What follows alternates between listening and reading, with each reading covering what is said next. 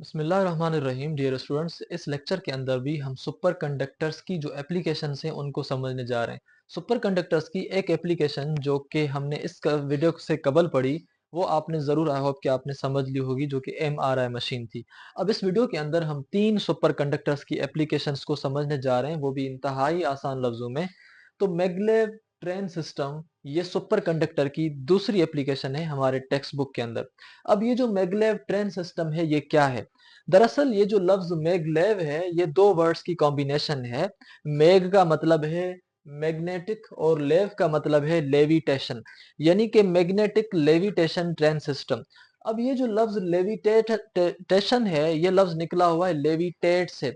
Levitate का मतलब होता है कि कोई चीज हवा में बिल्कुल बगैर किसी सहारे के खड़ी हो, तो इस चीज को हम कहते हैं लेविटेट। मिसाल, अगर कोई चीज बीच में खड़ी हो जाए, हवा में बिल्कुल इस तरह घूमे फिरे, तो हम उसको कहेंगे कि वो लेविटेट कर रही है।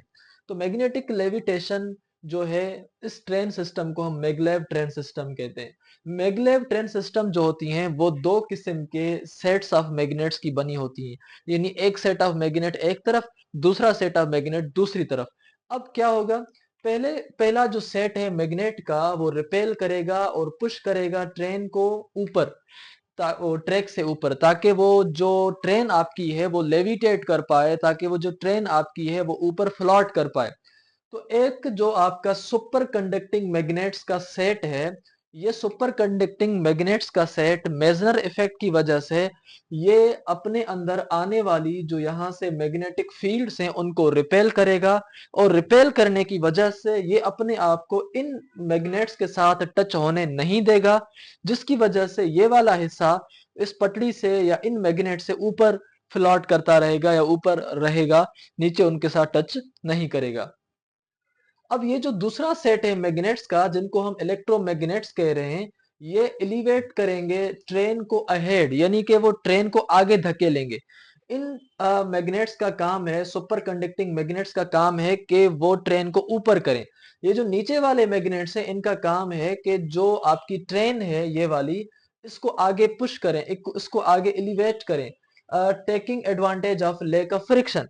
अब ये पुश क्यों कर पा रहे हैं? इन मैग्नेट्स के अंदर कौन सी इतनी ताकत है कि इसको पुश कर पा रहे हैं? वो इसलिए क्योंकि इस ट्रेन को अब कोई भी फ्रिक्शन नहीं है। फ्रिक्शन तब होती है जब दो ऑब्जेक्ट आपस में टच हों। तो टच होने की वजह से उन दो ऑब्जेक्ट्स बीच में रफ होते हैं, तो वहां पर फ्रिक्शन पैदा होती है। चूंकि ये दो ऑब्जेक्ट्स या ये ट्रेन और ये पटड़ी एक दूसरे से ऊपर ऊपर हैं, यानी एक दूसरे से सेपरेट है, जिसकी वजह से जब नीचे वाले मैग्नेट्स धक्का देंगे ऊपर वाले मैग्नेट्स को, तो ऊपर वाले मैग्नेट्स जो है वो आगे चलते जाएंगे। तो इस तरह से आपके ये जो मैग्नेट्स हैं या इलेक्ट्रोमैग्नेट्स, ये एडवांटेज लेंगे फ्रिक्शन का, कि भाई अगर यहाँ पर फ्रिक्शन नहीं है और ये ट्रेन हवा में लटक रही है, तो इसको जैसे ही धक्का देंगे तो ये ट्रेन आगे मूव होती जाएगी, क्योंकि इसके साथ कोई भी चीज खींच नहीं रही है, इसको कोई चीज रोक नहीं रही। अब आपके पास ये जो सिस्टम है, जिस जो आपके पास यहाँ नीचे है, इस सिस्टम को हम कहते हैं इलेक्ट्रोमैग्नेटिक सस्पेंशन। अब ये जो इलेक्ट्रोमैग्नेटिक सस्पेंशन है, ये सस्पेंड करता है, गाइड करता है और प्रोपेल करता है ट्रेन को। प्रोपेल का मतलब है कि कोई चीज को आगे धकेलना, किसी चीज को आगे मूव करना।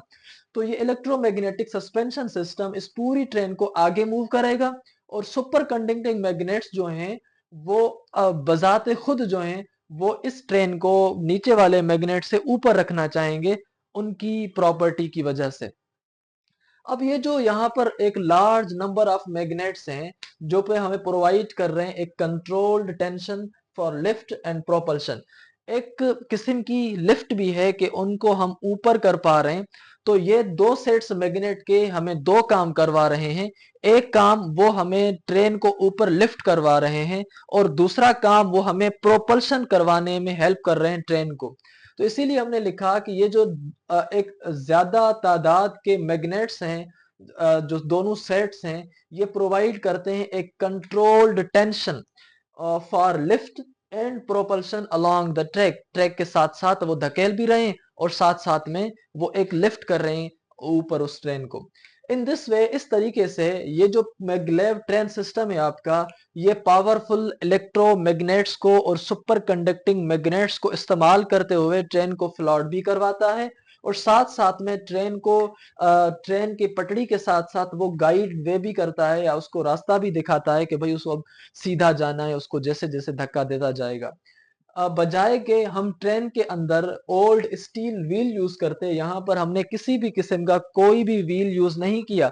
आज तक किसी ने इमेजिन किया होगा कि एक चीज आप घूम सकेगी वो भी जमीन के ऊपर, लेकिन बगैर व्हीलों के? फ्लाई जहाज या हवाई जहाज तो जरूर हैं, लेकिन ये जो आपकी ट्रेन है, ट्रेन बगैर पटरियों के या बगैर व्हील के कैसे घूम सकती है?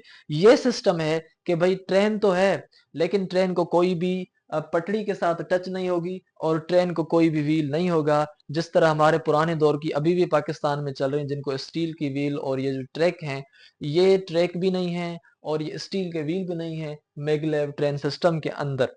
अब जो दूसरी एप्लीकेशन है यहाँ पर सुपर कंडक्टर्स की, वो है स्मॉल इलेक्ट्रिक मोटर्स। अब ये जो आपके पास स्मॉल इलेक्ट्रिक मोटर्स होती हैं, उनके अंदर हम सुपर कंडक्टर्स को इस्तेमाल करते हैं ताकि हम उनकी प्रिसिशन इंस्ट्रूमेंट्स उनकी इस्तेमाल कर सकें या वो बना सकें। अब प्रिसिशन इंस्ट्रूमेंट्स के अंदर क्या होता है कि हम सुपर कंडक्टिंग मोटर्स को इस्तेमाल करते हैं ताकि उनके अंदर एक प्रिसिशन आए। प्रिसिशन का मतलब है कि बिल्कुल अच्छे नमूने से कोई चीज चले बगैर किसी मतलब मेजरमेंट के इधर उधर होते हुए। प्रिसिशन मतलब प्रिसाइज, बिल्कुल एक ही पॉइंट पर फिक्स। तो प्रिसिशन के साथ जो इंस्ट्रूमेंट्स हमारे होते हैं उनके अंदर हाई एफिशिएंसी और लो नॉइज जरूरी होता है। इसलिए उन किस्म के इंस्ट्रूमेंट्स के अंदर जिनमें मेजरमेंट बिल्कुल एक्यूरेट चाहिए, उनमें जो आपकी एक्यूरेसी है वो ज्यादा चाहिए, प्रिसिशन ज्यादा चाहिए, तो वहां पर हम जो है प्रिसिशन इंस्ट्रूमेंट्स के अंदर सुपर कंडक्टिंग जो इंस्ट्रूमेंट्स होते हैं या सुपर कंडक्टिंग मोटर्स होती हैं उनको इस्तेमाल करते हैं। सुपर कंडक्टिंग मोटर्स इंतहाई तेज भी चलेंगी और वो कोई गर्माइश भी नहीं देंगी, और वो जिस भी इंस्ट्रूमेंट के साथ आप लगाएंगे सही नमूने से चलेगा। दूसरा आपके पास है इन एप्लीकेशंस के अंदर स्मॉल इलेक्ट्रिक मोटर्स के अंदर, वो है मेडिकल डिवाइसेस। मेडिकल डिवाइसेस भी अंदर स्मॉल इलेक्ट्रिक मोटर्स इस्तेमाल होती हैं, और वो स्मॉल इलेक्ट्रिक मोटर्स इस्तेमाल होती हैं जो सुपर कंडक्टिंग इंस्ट्रूमेंट्स पर चलती हैं।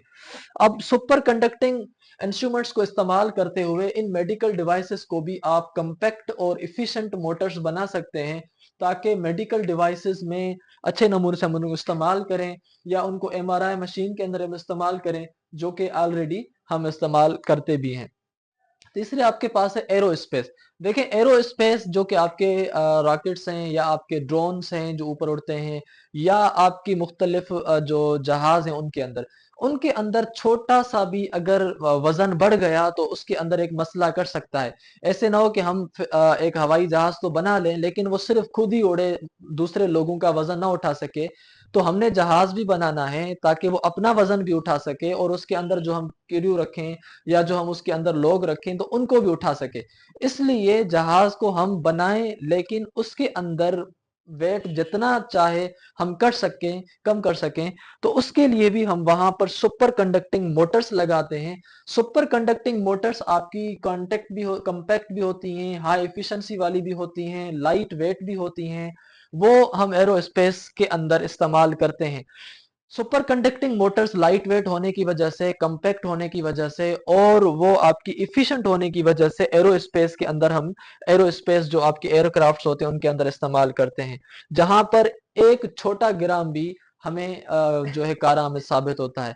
आप एक मिसाल ले लें, अगर कोई बंदा एयरपोर्ट पर जाता है और किसी जहाज पर जाता है, तो अगर उसका लगेज या उसका सामान उसकी जहाज की या एक बंदे की कोटा से या उसकी लिमिट से ज्यादा है, तो कहते हैं कि भाई ये सामान आपको छोड़ना पड़ेगा, सारा का सारा सामान आप ले जा नहीं सकते।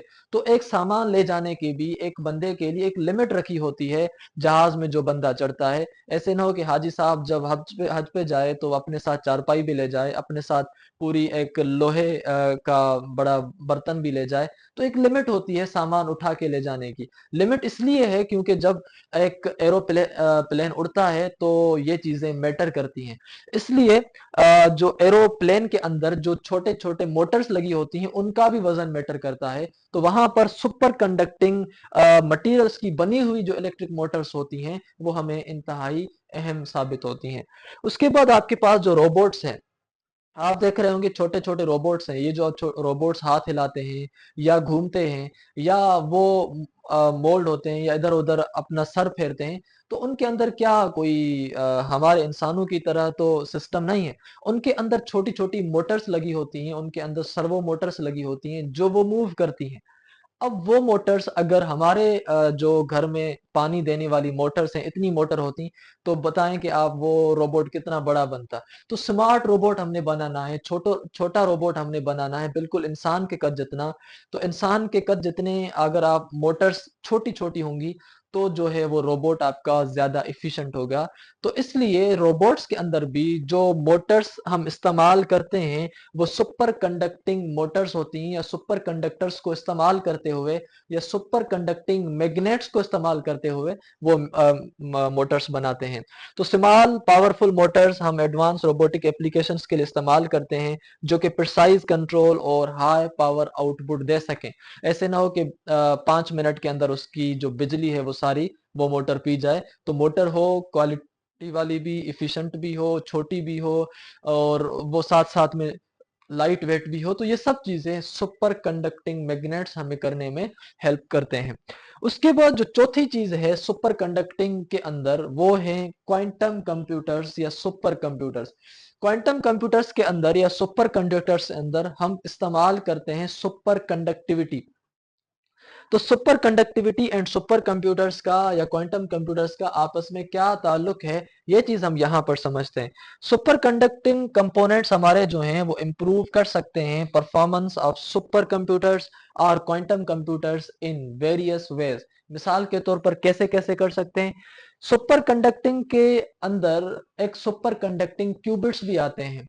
अब ये जो सुपर कंडक्टिंग क्यूबिट्स हैं ये बेसिकली क्वांटम कंप्यूटर्स का एक बिल्डिंग ब्लॉक है। जिस तरह बायोलॉजी में आपको सेल पढ़ाया जाता है कि भाई cell is a basic unit of life, in the same way quantum computers का जो बेसिक यूनिट है वो क्यूबिट है।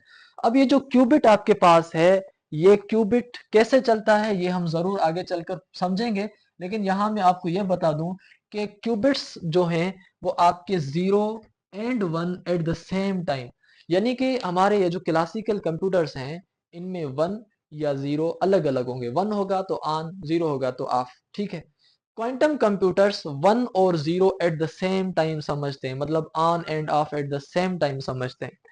अब ये जो क्वांटम कंप्यूटर्स हैं आपके, ये कैलकुलेट कर सकते हैं 1000 times faster than the super computer of the classical computers. ये जो आपके क्लासिकल कंप्यूटर्स आजकल मार्केट में हैं, अगर इनका सुपर वर्जन हो, जिस तरह अमेरिका में है या चाइना में है सुपर कंप्यूटर, उस सुपर कंप्यूटर से भी 1000 गुना तेज वो कंप्यूटर है जो कंप्यूटर आपका क्यूबिट्स का बना होता है। तो क्यूबिट से चलने वाला कंप्यूटर बिलियंस ऑफ ईयर्स वाली इंफॉर्मेशन जो हमारे classical computers billions of years लेंगे कैलकुलेट करने में, हमारे क्वांटम कंप्यूटर्स उनको 4 सेकंड्स में या 4 मिनट में हल कर देते हैं। तो इतने वो तेज कंप्यूटर्स हैं। तो ये इनके अंदर खूबी कब आती है? जब उनके अंदर सुपर कंडक्टिंग क्यूबिट्स लगाए जाते हैं। उसके बाद ये जो आपके पास सुपर कंडक्टिंग मटेरियल्स हैं, ये फास्ट प्रोसेसिंग स्पीड भी देते हैं इन क्वांटम कंप्यूटर्स को। Super conducting components can process information much faster speed and then the traditional electronic components. नतीजे में ये होता है कि हमें एक बहुत बड़ी लार्ज डेटा को हैंडल करने में या उसको सॉल्व करने में हमें आसानी होती है। उसके बाद यहाँ पर आपके पास है लोअर पावर कंजम्पशन। क्योंकि ये जो सुपर कंडक्टिंग कंप्यूटर्स हैं ये इंतहाई लोएस्ट टेम्परेचर पर चलते हैं, बहुत ठंडे टेम्परेचर पर चलते हैं, जहां पर वो सुपर कंडक्ट हो जाते हैं। और सुपर कंडक्ट हो जाने के बाद उनको इतनी ज्यादा पावर देना या बिजली देने की जरूरत नहीं पड़ती। तो सुपर कंप्यूटर्स आपके लोअर पावर कंजम्पशन है, और जब वो ज्यादा पावर नहीं लेते तो जाहिर सी बात है बिजली बचेगी। तो हम कहेंगे कि भाई ये इन्वायरमेंट फ्रेंडली है और एनर्जी की कॉस्ट को भी रिड्यूस करते हैं। उसके बाद ये जो लास्ट आपके पास यहाँ पर हमारे बुक के हिसाब से वो है इम्प्रूव्ड रिलायबिलिटी।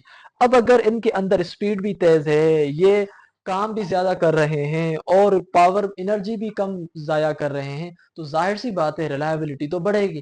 तो हमने कहा कि इनकी रिलायबिलिटी ज्यादा है क्योंकि इनके अंदर जो गलतियां हैं वो भी कम होती हैं। जाहिर सी बात है जो बिलियंस ऑफ ईयर्स की डेटा को सिर्फ 4 सेकंड्स में जो कंप्यूटर हल कर दे, तो ऐसे कंप्यूटर में से एरर तो जाहिर सी बातें नहीं होंगी।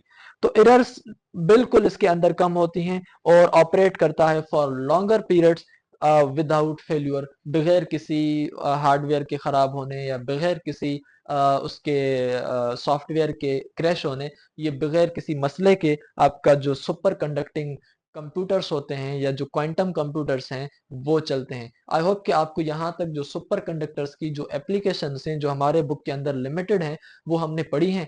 आई होप कि आपने हमारे चैनल को जरूर सब्सक्राइब भी किया होगा, अपने दोस्तों के साथ जरूर रिकमेंड करें। तो मिलेंगे नए वीडियो में, तब तक दीजिएगा इजाजत। अल्लाह हाफिज।